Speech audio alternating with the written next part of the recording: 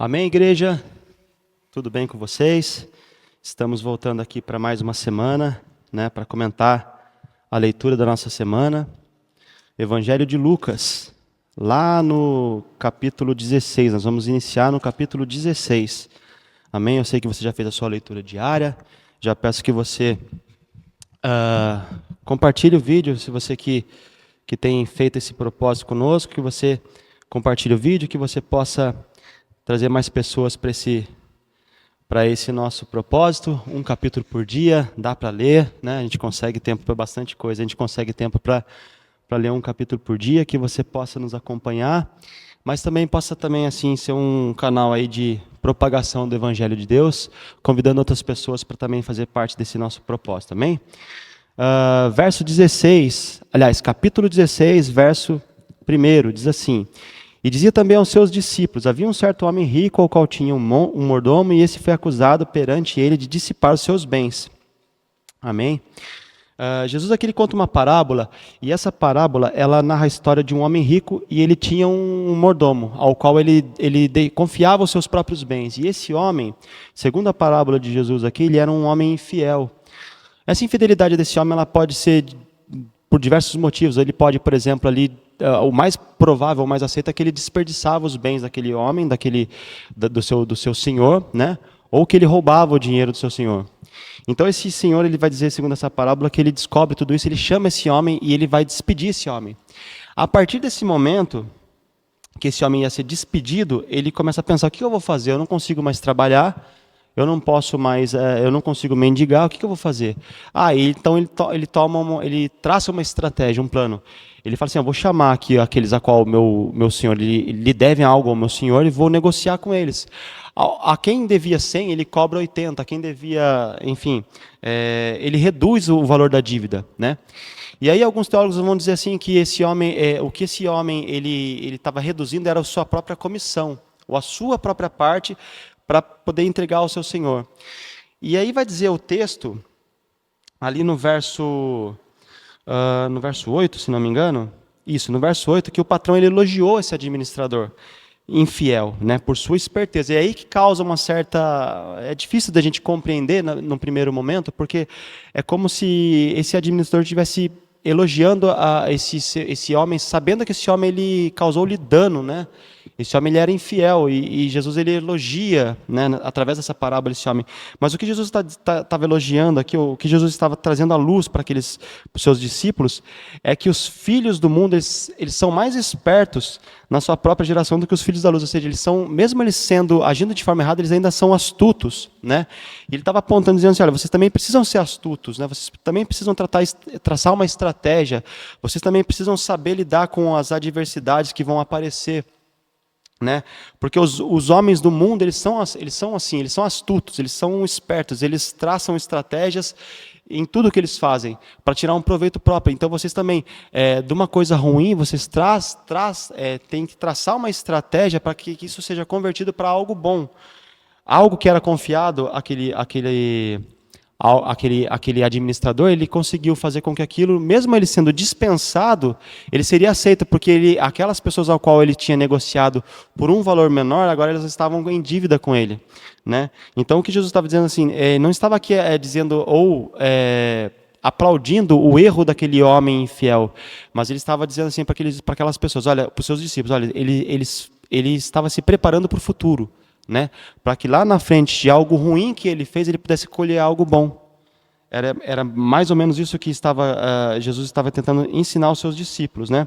Nós também temos que levar em conta que no capítulo 15, Jesus ele conta a parábola da ovelha perdida, da dracma perdida, a parábola do filho pródigo. Ou seja, Jesus estava apontando sempre para a hipocrisia dos fariseus, né?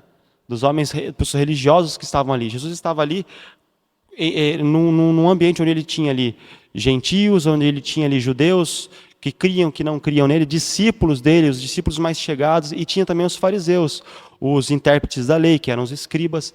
Então Jesus estava ali, se a gente usar a esteira dessa conversa, lembrando sempre que, apesar da Bíblia ela ter sido ali separada por capítulos, isso no original não era assim. Essa aqui, por exemplo, era uma carta que foi escrita a um homem, e assim, a gente tem os capítulos, mas assim, ela vem numa esteira, numa conversa, né? Do capítulo 15 até o capítulo 16 não existia uma pausa. É uma coisa que aconteceu no mesmo período, no mesmo tempo. Era o mesmo público. Então, assim, quando Jesus está falando do mordomo infiel, ele aponta para os fariseus, né, que eles estavam sendo infiéis, estavam roubando algo que era para fazer, e estavam roubando algo. E mesmo assim eles mudavam certas coisas, né? Olha a estratégia que eles acabavam mudando certas coisas para ficar bem com aqueles, o povo daquele período, né? E aí a gente vai passar um pouco mais à frente. Tem a questão aqui também no 14 que Jesus ele vai tratar da lei, né? Os fariseus eles percebendo isso, porque no 13 Jesus diz assim, ó, ele finaliza dizendo o seguinte, né, nessa parábola: nenhum servo pode servir a dois senhores, porque irá odiar a um e amar o outro, ou irá se dedicar a um e desprezará o outro. Vocês não podem servir a Deus e a riqueza, né? E os fariseus percebiam que ele estava falando deles. Note então que todo o erro desse homem, dessa parábola, era a avareza, né? Ele acaba se deixando levar pela avareza e peca, assim como os fariseus. É por isso que eu disse que há um contexto todo que nós devemos levar em consideração nessa parábola, né? Então Jesus ele diz assim que diz a essas pessoas, né? Eles tentam se justificar diante dos homens, mas Deus conhece o coração de vocês, pois aquilo que é elevado entre os homens é abominação diante de Deus. A gente vai fazer uma ponte lá no capítulo 20, nós vamos ver Jesus também apontando novamente que aqueles homens eles estavam realmente preocupavam realmente em ter uma vida de aparência, né? Nós vamos ver isso lá no finalzinho. E aí ele vai falar assim, que a lei dos profetas ela dura até João. E desde aquele tempo, já era ali apresentado o evangelho do reino de Deus, que estava sendo anunciado e todos se esforçavam para entrar nele. Jesus estava dizendo assim, olha, até João era a lei, mas a partir de agora sou eu, né? É eu. A partir de agora sou eu. E eu estou apresentando a graça, né? O evangelho de Deus vem sendo anunciado e todos se esforçavam para entrar nele. O evangelho de Deus, né? O evangelho do reino de Deus, ele estava sendo anunciado a todos, né? Não era propriamente apenas para os descendentes de Abraão, era para todos. Então, assim, a lei ela foi importante até João. A lei, o apóstolo Paulo vai dizer que a lei ela serviu de aio, ou seja, ela serviu de ponte, de ligação até a chegada do Messias. Mas os judeus eles estavam ainda apegados à lei. Amém? Depois Jesus vai aqui apontar, vai falar sobre o divórcio, porque aqui alguns judeus estavam deturpando a lei para benefício próprio, né? Então Jesus ele passa no 18, ele vai falar assim, olha, quem repudiar sua mulher e casar com outra comete adultério, e aquele que casar com a mulher repudiada também comete adultério. Havia pessoas usando brechas da lei para o seu próprio benefício, e a questão do divórcio era Na lei de Moisés você precisava ter um motivo, né? Você tinha que escrever uma carta e dizer um motivo. Então você entregava essa carta para essa mulher, para que você pudesse se casar com outra. Mas as pessoas estavam ali naquele período, naquele tempo, provavelmente repudiando a sua mulher sem motivo aparente, ou sem motivo que fosse legal de acordo com a lei mosaica, né? Então Jesus ele vai dizer isso, até porque a gente precisa imaginar assim, naquele tempo, uma mulher que ela era repudiada, a chance dela sobreviver ela diminuía muito, porque os trabalhos eram braçais, o sustento vinha muitas vezes de lavoura, do campo, enfim, as mulheres ficavam mais em casa. Então a mulher repudiada ela não tinha sustento, né? Mas mesmo assim as pessoas repudiavam suas mulheres para se casar com outras mulheres e elas acabavam ficando ali dependendo de caridade. Alguém vinha, casava-se com ela, essa mulher aceitava e os dois estavam em pecado. Então Jesus estava apontando para o pecado daquele povo naquele tempo, amém? Vamos passar um pouquinho, depois vai contar a história do rico e do mendigo, né? Eu vou resumir vou tentar ser bem breve aqui nesse resumo. Jesus ele conta uma história dizendo assim, olha, tinha um certo homem, esse homem era rico, muito rico, e existia um mendigo chamado Lázaro, e esse mendigo ele vivia às portas desse rico e ele comia das migalhas desse rico. Os dois morrem, um vai para o seio de Abraão, né, que era Lázaro, e o outro ele vai para o tormento eterno. Então Jesus ele vai dizer assim, nessa história, o rico que estava sendo atormentado, ele vê Lázaro ser ali reconfortado, né? Então ele vai dizer assim, olha, manda, pai Abraão, manda que Lázaro venha molhar a ponta do dedo e venha me refrescar a língua, porque eu estou sendo atormentado aqui. Então Abraão diz assim, segundo essa história, segundo esse capítulo, ali no versículo 24 vai ser narrada essa história, diz assim no 25, Abraão diz assim: Filho, lembre-se de que você recebeu seus bens durante a sua vida, enquanto Lázaro só teve males. Agora, porém, ele está consolado aqui. Vai dizer mais, vai dizer que existia um abismo entre eles. Então, Lázaro não podia passar de lá para onde o rico estava, e o rico não podia sair dali até onde Lázaro estava. Amém? Então, assim, a estratégia do rico então muda. Então, faz o seguinte, manda Lázaro ir até os meus irmãos. Eu tenho irmãos que estão vivos, manda ele até lá, para que eles creiam, né? Para que eles não sejam enviados para onde eu estou agora, nesse lugar de tormento. Mas Jesus ele diz assim nessa história, né? Olha, eles têm Moisés e os profetas, eles que os ouçam. Então o rico apela mais uma vez e fala assim, olha, se ele ressuscitar dentre os mortos e for lá, aí então eles vão crer.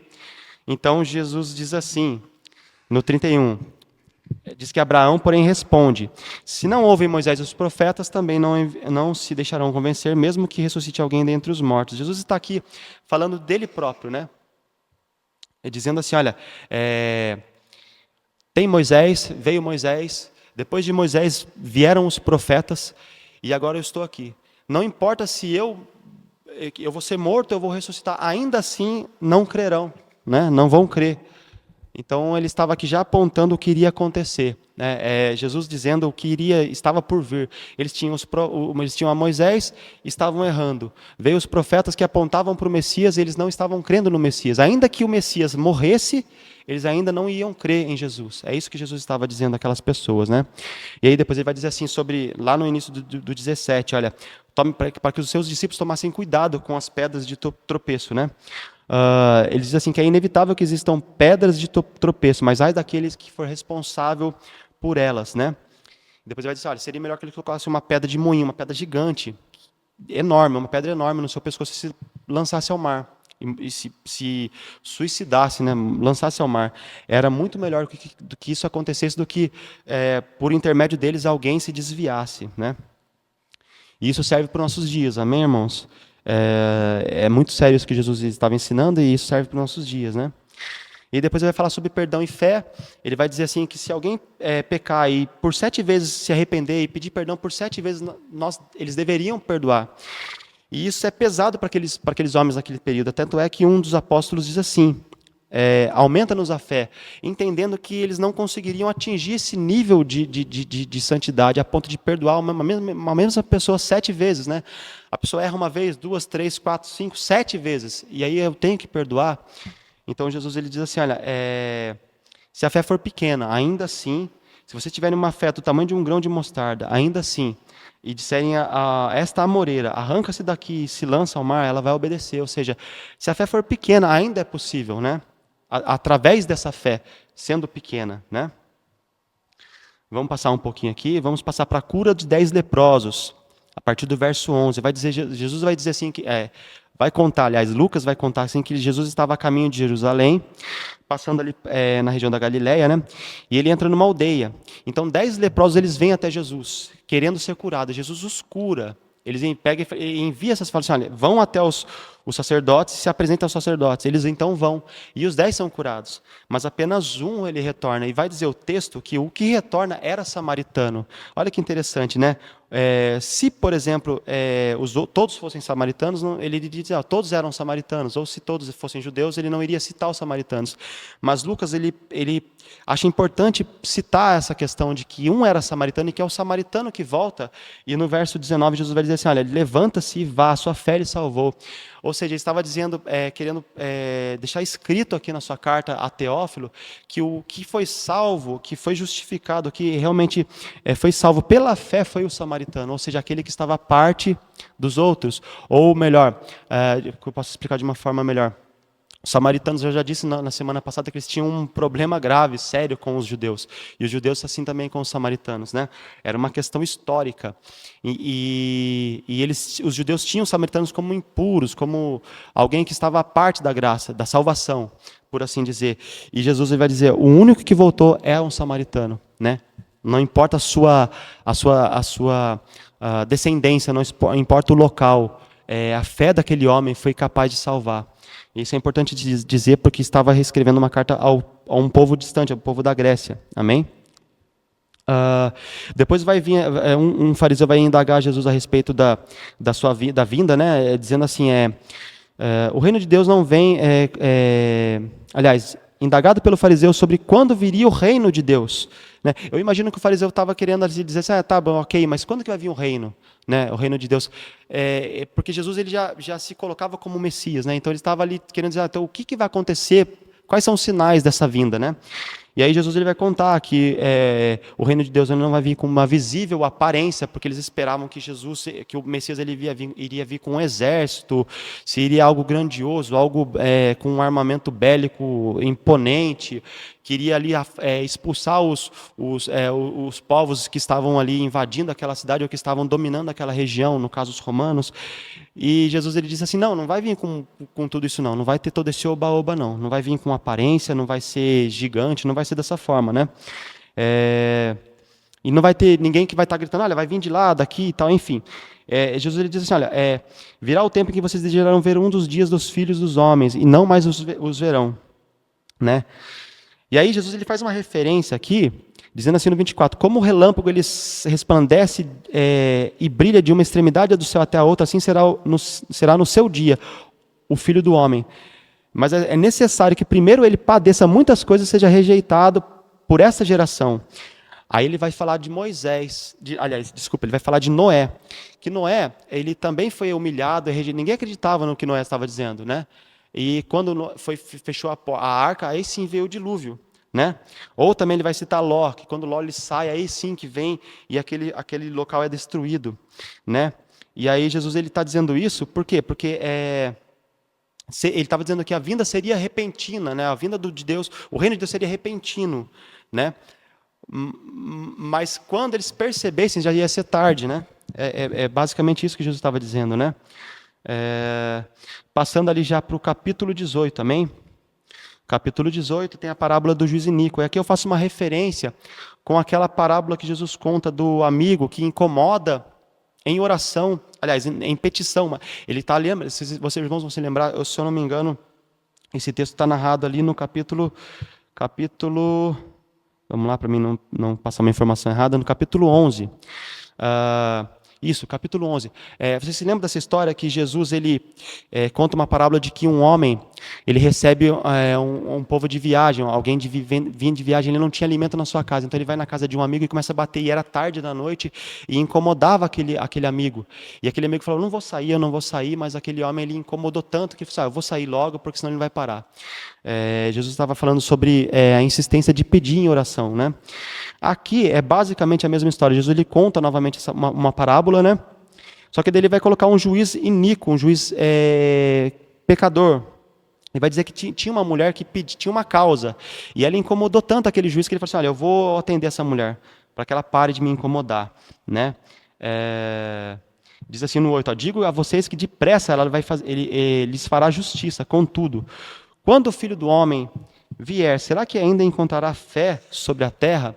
Se a gente fizer uma analogia na oração do homem que pediu insistentemente, porque ele tinha fé que o seu amigo iria atender aquele pedido, e realmente aquele amigo atende o pedido daquele homem, essa mulher também teve fé, falou: eu vou incomodar esse juiz, ele vai me atender. E aí Jesus ele vai dizer assim: olha, será que a gente vai, quando o Filho do Homem vier, será que ele vai encontrar essa mesma fé na terra? É uma pergunta que ele estava deixando para aqueles homens, amém? Depois vai para a parábola do fariseu e do publicano. Vamos ver aqui se nós vamos comentar a respeito dela.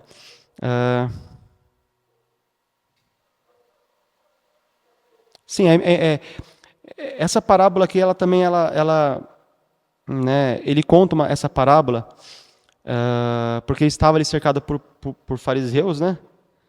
por religiosos, né? E Jesus ele vai dizer que existiam dois homens, um pecador e um que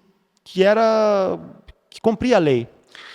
No final das contas, quem sai justificado é o pecador, porque o pecador ele confessa o seu pecado diante de todos. Se você for ver ali no capítulo 11, vai dizer que o fariseu ficava em pé e ele orava de si para si mesmo, ou seja, ele orava em voz baixa, ou ele orava apenas em pensamento, né? Aquela oração que nós fazemos quando nós fechamos os nossos olhos, nós apenas em pensamento nós oramos, ou em voz baixa. Então, assim, as pessoas até não ouviam, eles viam um homem ali imponente, né? De pé ali tal, e fazendo aquela oração, e na sua oração ele dava graças a Deus, está dizendo assim, ó, Deus, graças te dou, porque não sou como os demais homens, ou seja, ele estava dizendo para Deus, olha Deus, eu dou graça porque eu sou santo, eu sou reto, eu sou justo, eu não sou como esses pecadores. Mas o outro, ao contrário, ele orava em voz alta, e ele batia no peito, ou seja, essa expressão que Jesus usa nessa parábola, de que ele não conseguia, por exemplo, diz assim que ele estava longe, né? E ele não conseguia nem olhar, nem mesmo ousava levantar os olhos para o céu. Ele estava de cabeça baixa, ele batia no peito em sinal de arrependimento, em sinal ali de angústia mesmo, né? Ele dizia, olha, eu tenho pena de mim, porque eu sou pecador. Ele estava confessando o seu pecado a Deus e ele não se incomodava com os outros, ou seja, era sincero, era genuíno, não era algo encenado, ele estava realmente se quebrantando ali, né? Então Jesus ele exalta aquele que se humilhava ali e ele repreende aquele que se exaltava, né? Ele vai dizer no 14, né? Todo que se exalta será humilhado, mas o que se humilha será exaltado, amém? Depois vai falar sobre que Jesus abençoava as crianças, né? E que ele diz, olha, deixa vir a mim os pequeninos, porque deles é o reino de Deus. Bem conhecida essa história dos irmãos, né? E depois a parábola do jovem rico, que também é bem conhecida, né? Então vou fazer só apenas um resumo aqui, né? Um jovem rico chega até Jesus e ele vai dizer assim, essa história está narrada do verso 18, do capítulo 18, do verso 18 até o verso 23, amém? Jesus ele estava ali com algumas pessoas, com aquelas pessoas ao seu redor, e chega um jovem rico. Esse jovem rico ele chama Jesus de bom mestre e pergunta, olha, o que eu tenho que fazer para me herdar a vida eterna? Né? Jesus então diz assim, olha, você conhece os mandamentos, né? E narra os mandamentos e fala, olha, esses são os mandamentos, você conhece os mandamentos. Então esse homem meio que interrompe Jesus e diz assim, olha, tudo isso eu tenho observado desde a minha juventude, né? É um homem que já se justifica através da sua religiosidade ou pelo fato de ele cumprir os mandamentos, amém? Então Jesus, conhecendo o coração daquele homem, ele diz assim, olha, uma coisa ainda falta para você. Venda tudo o que você tem, dê o dinheiro aos pobres e você terá um tesouro no céu, depois venha e siga-me. Olha que interessante. Jesus ele sabia, provavelmente, que aquele homem ele se justificava através não das suas obras de caridade, mas se justificava na lei. Era um homem reto, perante os homens justo até, que se justificava na lei, ele se baseava na lei, cumpria a lei, buscando uma redenção. Porém, não existia ali misericórdia, não existia ali caridade, né?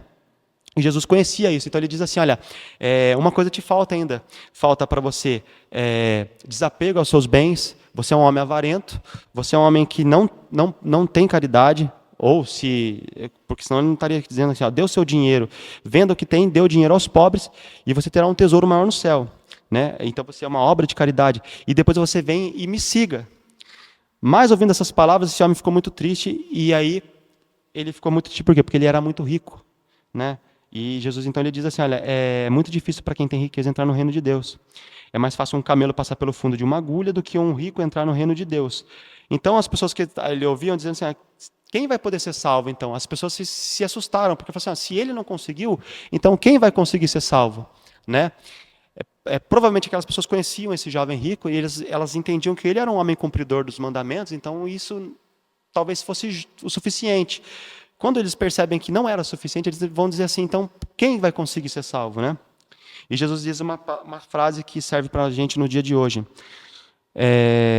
O que é impossível para o ser humano é possível para Deus. Amém? Vamos pular aqui. Jesus, mais uma vez, ele prediz a sua morte, amém? Jesus, ele já estava a caminho de Jerusalém, né? Já estávamos indo ali para os últimos dos seus dias, né? Então, ele diz, ele chama os seus discípulos, e aí ele chama os 12, a parte dos demais, né? Ele diz assim, olha, estamos indo a Jerusalém, onde se cumprirá tudo o que está escrito por meio dos profetas a respeito do Filho do Homem. Ele será entregue aos gentios, que vão zombar dele, insultá-lo e cuspir nele. Depois de açoitá-lo, eles o matarão, mas ao terceiro dia ressuscitará. Vocês se lembram que lá quando Jesus ele é transfigurado, lá no Monte da Transfiguração, existia ali Moisés e Elias, e diz o texto ali que eles estavam falando de Jesus, da sua morte, de como iria acontecer, de como seria a sua morte. Então Jesus aqui, mais uma vez, ele está dizendo para aquelas pessoas, por quê? Porque isso era necessário para que se cumprisse as profecias, né? Só que daí eles não entendiam ainda, diz assim que eles, porém, não entenderam nada, né? O significado dessas palavras ainda estava encoberto, eles não sabiam o que Jesus estava falando. Né? Depois Jesus vai curar um homem cego, e é interessante nessa cura do homem cego, que o homem cego, obviamente ele era cego, né? Então ele não conseguia enxergar, mas ele estava ouvindo o barulho de tudo que estava acontecendo, e ele percebeu que algo grande estava passando por ali. Então ele pergunta, quem está passando por aqui? E dizem a ele, olha, é Jesus, aquele que veio lá de Nazaré. Lá no 37 vai dizer assim, é Jesus, o Nazareno. E é interessante porque então esse homem começa a gritar, Jesus, filho de Davi. Filho de Davi era uma referência ao Messias, né? É uma referência messiânica. Jesus, filho de Davi. O Messias, ele era o filho de Davi. Então, aquele homem já estava ali dizendo que esse homem era o Messias prometido. Ele gritava e gritava, e as pessoas se incomodavam com isso e pediram para que ele fosse calado, né? Mas Jesus ouviu, e Jesus ele ele cura esse homem, né? Ele ainda pergunta, o que você quer que eu faça, né? E o homem pensa, olha, eu quero ver. Então Jesus vai então e veja. Pois então veja, a sua fé lhe salvou. E imediatamente esse homem passou a ver e começou a glorificar a Deus. Amém? Vamos ao 19. O 19 também é uma história bem conhecida, o que nos facilita um pouco aqui, porque a gente vai poder também resumir um pouco essa história. Zaqueu, o publicano, né? Jesus, ele entrando em Jericó, ele atravessando uma cidade, tinha um homem rico, muito rico, né? Esse homem era Zaqueu, e ele era chefe dos publicanos. E eu quero também, vamos aqui também fazer aqui exemplificar, ou melhor, contextualizar a situação de Zaqueu. Zaqueu, ele não somente era um publicano, que já seria terrível à vista dos judeus daquele tempo, mas ele era chefe dos publicanos, e diz que ele era muito rico. E diz o texto que ele queria ver Jesus, então ele sobe numa figueira, né? Aqui na minha tradução está dizendo que é um sicômoro, mas é uma espécie de figueira, né? Jesus, então, ele para e ele manda ele descer e fala assim, eu vou para sua casa, hoje é necessário que eu fique na sua casa. Jesus, ele era itinerante, então ele vivia, ele necessitava de ajuda, de favores, de pessoas que abriam suas casas para que ele ficasse. E ele diz assim, olha, é necessário que hoje eu fique na sua casa, né? Zaqueu desce correndo, né? E as pessoas viram, então as pessoas elas começaram a murmurar, porque Jesus ele está dizendo assim no 7, olha, as pessoas murmuravam dizendo que Jesus tinha se hospedado com um homem pecador. Né? Mas Zaqueu, ele se levanta e diz ao Senhor, Senhor, eu vou dar metade dos meus bens aos pobres, e se roubei alguma coisa de alguém, vou restituir 4 vezes mais. Olha que interessante, Jesus então ele diz assim, a salvação hoje chegou nessa casa, pois também este é filho de Abraão. Ou seja, Zaqueu, ele é um publicano, mas ele se arrependeu. E ele também é filho de Abraão, e também é descendente das promessas feitas a Abraão. Né? Porque o Filho do Homem veio buscar e salvar o perdido. Ou seja, Zaqueu, ele, sendo um filho de Abraão, ele se perdeu, mas agora ele se arrepende. Né? E ele vai restituir, enfim, de Zaqueu, ele se arrepende a ponto de querer restituir 4 vezes mais aquele que ele tinha roubado, né? Então Jesus ele fala assim, olha, o Filho do Homem veio para buscar exatamente esse que estava perdido. Basicamente o que está dizendo aqui Jesus, não importa o que ele fez, ele se arrependeu a partir de agora, então ele se arrependeu, ele entendeu, ele também tem direito à salvação. Amém? Depois vai falar da parábola das 10 minas. Aqui Jesus é um pouco mais complicado, mas basicamente ele vai dizer assim que um homem ele entrega posses a algumas pessoas, né, minas, e essas pessoas elas tinham que o que esse homem esperava é que elas dessem fruto, que elas trabalhassem essas minas para que voltasse. E quando ele voltasse, ele ele tivesse o lucro disso que ficou entregue e confiado a essas pessoas. Mas um deles, ele escondeu com medo, né? E esse que escondeu, ele é criticado lá no final dessa parábola, né? Vou procurar aqui o versículo, lá no 22, né? Aliás, eu vou voltar um pouquinho mais no 21, vai dizer assim, ele vai dizer assim, ó, eu tive medo do Senhor, que homem rigoroso. O Senhor retira o que não depositou e colhe o que não semeou. Mas o Senhor respondeu, servo mau, eu o julgarei usando as suas próprias palavras. Você sabia que eu sou um homem rigoroso, que retiro o que não depositei e colho o que não semeei. Por que você não pôs o meu dinheiro no banco? Então, na minha vinda, eu receberei com juros. Né? Aí ele diz assim, olha, tirem dele a mina e deem aos que têm as 10. Então responderam, Senhor, ele já tem 10. Ele diz assim, olha, eu declaro a vocês que todo o que tem será... Eu declaro a vocês que a todo o que tem será dado, ainda mais, mas ao que não tem, até o que tem lhe será tirado. Né? Mas quanto a esses inimigos que não quiseram que eu reinasse sobre eles, tragam-nos aqui e matem na minha presença.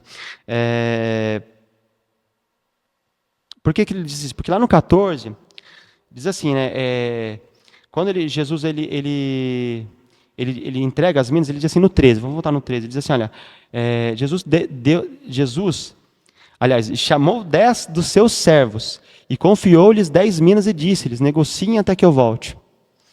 Mas os seus concidadãos, ou seja, o povo daquela região, o odiava e enviaram após ele uma embaixada dizendo, não queremos que esse reine sobre nós.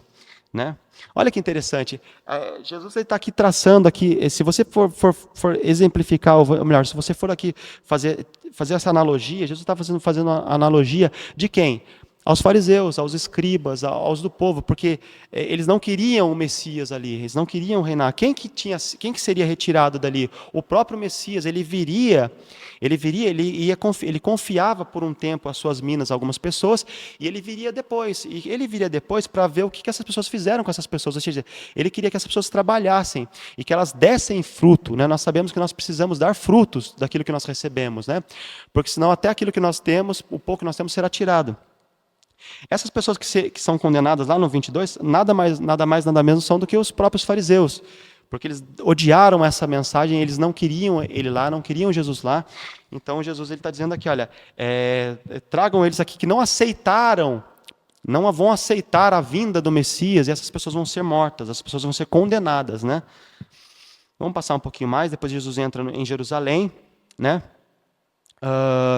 Aí vai falar daquela história que Jesus ele manda 2 discípulos até entrar na cidade e trazerem a ele uma jumentinha. Por que Jesus fez isso? Porque existia uma profecia a respeito disso, né? A profecia que está ali no livro de Zacarias, capítulo 9, verso 9. Se você quiser, depois você pode estar lendo, né? Que diz assim, aliás, eu vou ler aqui, vai. Diz assim, alegra-te muito, ó filha de Sião, exulta, ó filha de Jerusalém. Eis aí te vem o teu rei, justo e salvador, humilde, montado em um jumento, num jumentinho, aliás, cria de um jumento. Né? Jesus aqui ele cumpre essa profecia e diz que as pessoas ali elas colocavam suas capas, elas preparavam um caminho para o Messias passar e elas começaram a louvá-lo, dizendo, Hosana, bendito é o que vem em nome do Senhor. Né? E aí os mestres da lei, os fariseus que estavam ali, eles ficaram indignados e falaram, manda essas pessoas se calarem. Então Jesus ele diz assim, se elas se calarem, até as pedras clamarão. Amém? Depois disso Jesus chora, porque ele vê Jerusalém, e ele olha Jerusalém e ele diz assim, olha, se você soubesse ainda que hoje o que é preciso para conseguir paz, mas isso está agora oculto aos seus olhos, né? E aí ele vai fazer uma profecia aqui, ele vai narrar uma profecia. Pois virão dias em que os seus inimigos cercarão vocês de trincheiras e apertarão o cerco por todos os lados, e vão arrasar você e matar todos os seus moradores, não deixarão pedra sobre pedra, porque você não reconheceu o tempo, aliás, em que Deus veio visitá-la. Aqui é uma profecia, vamos lá. Aliás, deixa eu voltar aqui. Essa aqui é uma profecia que Jesus está dizendo, porque essa profecia ela se cumpre. Ela se cumpre 70 anos depois de Cristo, né? Vai dizer a história que um general romano Tito, ele cercou Jerusalém, ele arrasou, ele destruiu a cidade. Jesus aqui está dizendo assim que ele está falando dessa história, né? Ou melhor, do que iria acontecer com Jerusalém, né? Depois Jesus ele vai expulsar ali aqueles que faziam comércio ali em Jerusalém. dizendo assim, no 46, está escrito, a minha casa será casa de oração, mas vocês fizeram dela um covil de salteadores, né? O que acontece? Jesus, quando ele chega ali em Jerusalém, ele entra na cidade, ele vê pessoas ali negociando, trocando, enfim, fazendo um comércio ali. Era costume, ou era um mandamento que as pessoas trouxessem ali os seus sacrifícios e apresentassem ao templo. Então você imagina assim, milhares e milhares de pessoas chegando a Jerusalém com as suas ovelhas, com as suas ofertas de sacrifício. E assim deveria ser, mas as pessoas acabavam viajando até Jerusalém e compravam no templo, né? Ou seja, ali havia escambo, havia troca, havia tudo que não deveria ser, né? Jerusalém se transformou ali num local totalmente ao contrário do que deveria ser, uma casa de oração, acabou virando ali um comércio, um varejo ali. As pessoas iam lá e escolhiam os animais de acordo com o seu pecado. Ali tinha animais de tudo que era tipo e jeito de acordo com o seu pecado, e eles compravam ali para sacrificar ali mesmo. Com a anuência, inclusive, dos próprios líderes religiosos, né? E dos romanos que ali estavam, né? Então Jesus ele expulsa essas pessoas. A partir dali, os fariseus, os líderes, acabavam odiando mais Jesus e queriam matá-lo. Mas vai dizer assim no 48 que eles não achavam uma forma de fazer, porque todo o povo ouvia e era cativado por ele. Agora, percebendo eles que o povo aceitava ali as palavras de Jesus, o aceitavam como um profeta ou como um Messias mesmo. Muitos eles já criam em Jesus por causa do que Jesus tinha feito e de tudo que Jesus tinha feito até então. Então agora eles começam a perceber que eles vão ter que recorrer também aos romanos, né? Então eles começam a tentar achar uma forma de condenar Jesus através das leis romanas, né? Não somente mais das leis mosaicas, mas também das leis romanas, né? Então um deles pergunta, né? Num daqueles dias que Jesus estava ensinando no templo, né? Um dos principais sacerdotes e escribas, eles perguntam, olha, com que autoridade você faz essas coisas, né? Eles queriam pegar Jesus de algum ponto. Então Jesus ele diz assim, com que autoridade vocês fazem isso? Eles perguntaram a Jesus, com que autoridade vocês fazem isso? Jesus devolve com uma outra pergunta. Com que o batismo de João era dos céus ou dos homens? Jesus aqui ele cerca aqueles homens. Vamos lá, vamos pensar assim. Jesus ele diz assim no 4, né? O capítulo 20, verso 4. O batismo de João era do céu ou dos homens? Aí ele pega aqueles homens, porque se aqueles homens dissessem assim, olha, o batismo de João, ele era dos homens, né? Eles seriam apedrejados, porque a população cria que João era um profeta. Então, assim, a atitude de João ela não era de um homem, ele era de um profeta. Se ele era um profeta, o que João profetizava nos seus últimos dias? Além do arrependimento, obviamente, mas quando Jesus vem, o que João diz? João Batista diz assim, olha, aí está o Messias, a esse servis, né? A esse vocês devem segui-lo. Vocês devem segui-lo, aliás, né? Então, João sendo profeta, considerando que João era profeta, João apontava Jesus como o Messias. E aí eles não podiam nem dizer que o batismo de João era dos homens e nem de Deus, porque senão eles estavam ali se contradizendo e apontando Jesus como filho de Deus, né? E é interessante porque aí eles se calam, eles não tendo como responder essa questão, eles se calam. Eles falam assim, a gente não sabe, a gente não pode responder, né? Percebendo que Jesus queria, eles falam, a gente não pode responder. Então Jesus também diz assim, então também não vou responder, né? A paciência de Jesus já estava ali com aqueles homens, né? Já devia estar, né, no limite. Então Jesus falou assim, então também não vou responder, né? Então eles se calam. Mas depois Jesus vai contar uma parábola sobre os lavradores maus. Aqui também Jesus ele literalmente vamos lá, vamos para a parábola, né? Vamos para o versículo 9. A seguir, logo na sequência disso, Jesus diz assim, olha, certo homem plantou uma vinha e arrendou para uns lavradores e ausentou-se do país por prazo considerável. Olha que interessante. Quem era esse certo homem? O próprio Deus, né? A vinha era Jerusalém, era aquele seu próprio povo. E quem eram aqueles ao qual Jesus arrendou essa vinha? Quem eram os lavradores? Eram aqueles que estavam ali no templo. Eram os líderes os líderes religiosos daquele povo, daquele tempo, né? Fariseus, saduceus, escribas, enfim. E vai dizer essa parábola que, num devido tempo, esse senhor ele manda um servo para que os lavradores lhe dessem o fruto que eles tinham colhido. Né? E o que esses caras fazem? Né? O que esses lavradores fazem? Eles espancam esse homem e despedem ele. Depois o Senhor manda outro, eles fazem a mesma coisa, ele manda outro, eles fazem a mesma coisa, até que, enfim, ele manda o seu próprio filho. Para quê? Ele pensa assim, bom, o meu filho eles vão respeitar. Eles sabem que é o meu filho eles vão respeitar. Mas o que vai dizer o texto? Que aqueles lavradores, eles falam assim, olha, já que ele mandou o filho, esse filho ele é o herdeiro, vamos matar ele. Vamos matar ele, porque daí vai ficar tudo isso aqui para a gente. É muito claro o que Jesus estava dizendo nessa parábola para aqueles homens, né? E aí eles matam o filho, né? E lançam, aliás, eles lançando ele fora da vinha, o mataram, né? E aí a pergunta que Jesus faz: o que lhes fará, pois, o dono da vinha? Ele virá e exterminará aqueles lavradores, né? E entregará a vinha a outros. Olha que interessante, olha que maravilhoso que Jesus está ensinando aqui nessa parábola, né? E ao ouvir isso, aqueles homens dizem, olha, que isso não aconteça, né? Mas Jesus, com um olhar fixo neles, diz o que quer dizer, então, o que está escrito? A pedra que os construtores rejeitaram, esta veio a ser a pedra angular? Ele está dizendo assim, eu sou a pedra angular. A pedra angular nada mais é do que a pedra principal. Através dessa pedra a construção era feita. E Jesus estava dizendo assim, eu sou a pedra angular. Todo o que cair sobre essa pedra ficará em pedaços, e aquele sobre quem ela cair ficará reduzido a pó.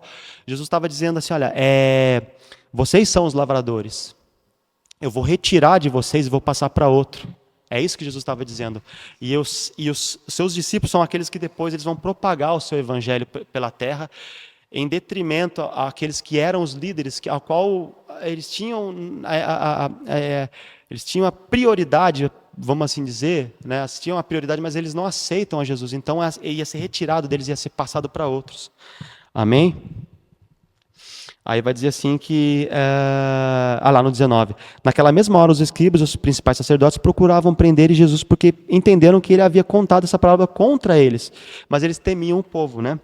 Então eles passaram a vigiar Jesus e colocaram pessoas ali, se infiltraram pessoas ali, como se fossem discípulos, mas tentando pegar Jesus em alguma ponta, em alguma palavra, a fim de entregá-los à jurisdição e autoridade do governador. Ou seja, não era mais uma questão religiosa, agora era uma questão civil.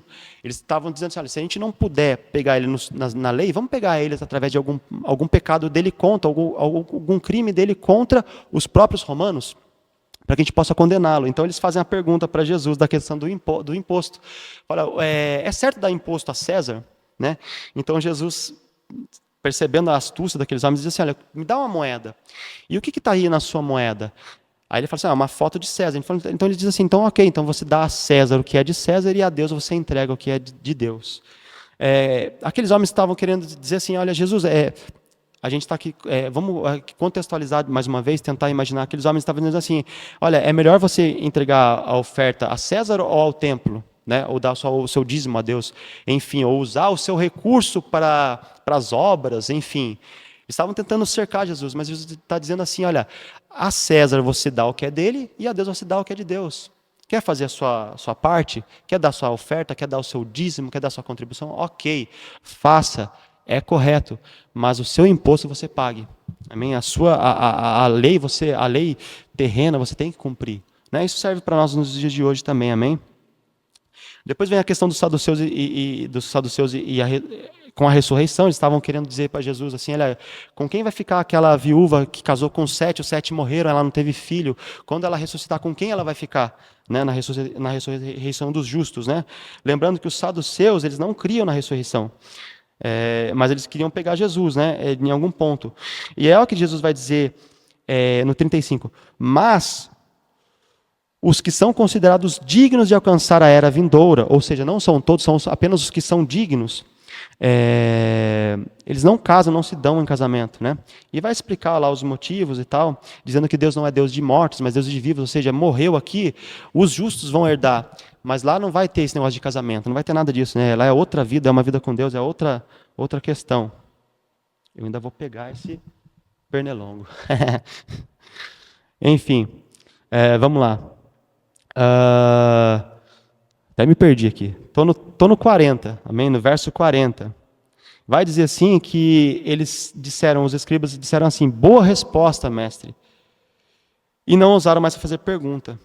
Então Jesus agora, olha só, eles não queriam mais fazer pergunta. Então Jesus agora vai falar assim: agora eu vou para cima deles. E Jesus diz assim: olha, como vocês dizem que o Cristo é filho de Davi? Né?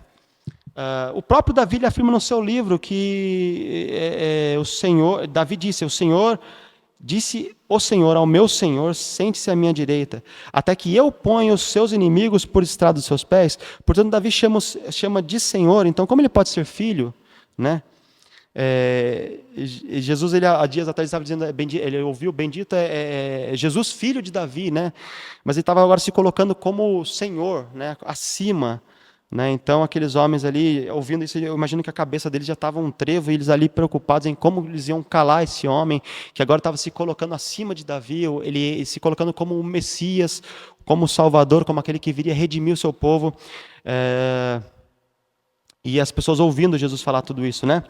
Então, Jesus ele censura os escribas, né? Diz assim no 45, quando todo o povo estava ouvindo, Jesus disse aos seus discípulos: cuidado com os escribas. Cuidado com os escribas que gostam de andar com vestes talares, e muitos apreciam as saudações nas praças, as primeiras cadeiras nas sinagogas e os primeiros lugares, nos banquetes.